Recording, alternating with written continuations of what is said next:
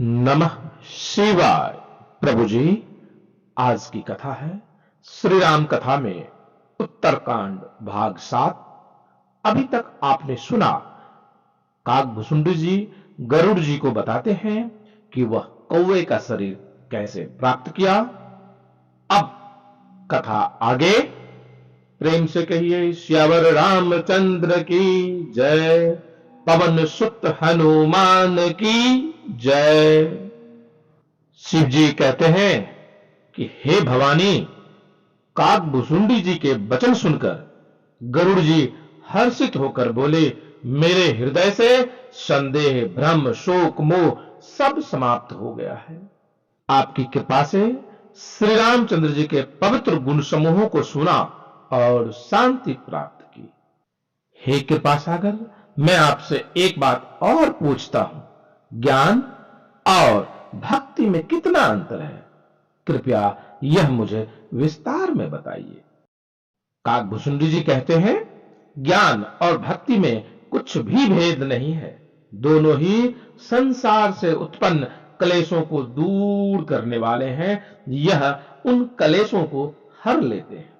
मुनिगण इसमें अंतर बतलाते हैं। हे पक्षी श्रेष्ठ, उसे सावधान होकर सुनिए। ज्ञान, वैराग्य, मोक्ष, विज्ञान ये सब पुरुष हैं। पुरुषों का प्रथम प्रताप सब प्रकार से प्रबल होता है। माया स्वाभाविक ही निर्बल और जन्म से ही मूर्ख होती है। पुरुष त्यागी एक ना रही, जो विरक्त मति धीर। न तू कामी विषयावश, विमुख जो पद रघुवीर।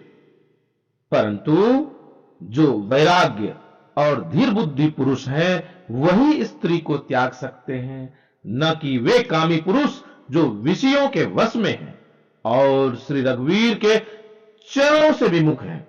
श्री राम जी को भक्ति प्यारी है, उसे देख माया सकुचा जाती है। यह रहस्य रघुनाथ कर, बेगी न जानई कोई। जो जानई रघुपति कृपा, सपन मोह न होय। श्री रघुनाथ जी का यह रहस्य जल्दी कोई नहीं जान पाता। श्री रघुनाथ जी की कृपा से जो इसे जान जाता है, उसे स्वप्न में भी मोह नहीं होता। ज्ञान समझने व समझाने में कठिन और साधने में भी कठिन है। ज्ञान हो भी जाए तो उसे बनाए रखने में भी अनेकों विघ्न है।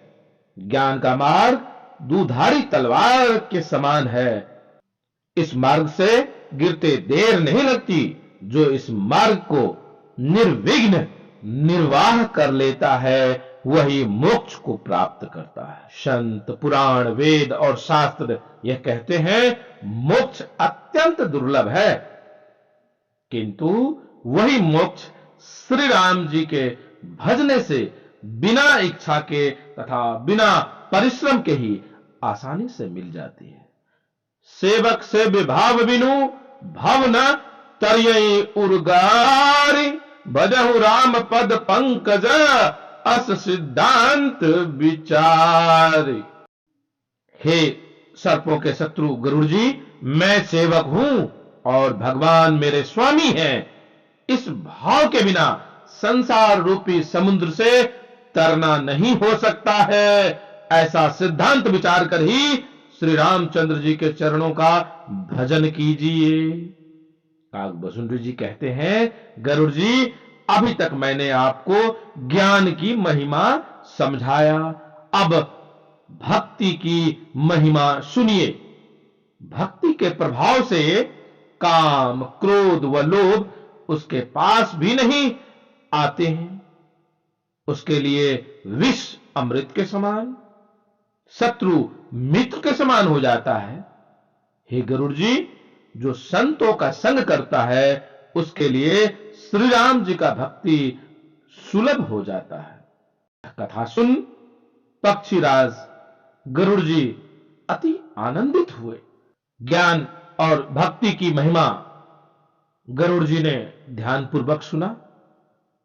प्रभु जी, आज की कथा यहीं विश्राम देते हैं। आगे की कथा पुनः आगे। आप कृपया कमेंट्स में जय श्री राम अवश्य लिखिएगा तथा शिवा यात्रा दर्शन को लाइक शेयर सब्सक्राइब करते हुए प्रभु जी फेसबुक व इंस्टाग्राम पे भी फॉलो अवश्य कीजिएगा। मिलते हैं नेक्स्ट वीडियो में, तब तक के लिए ओम नमः शिवाय।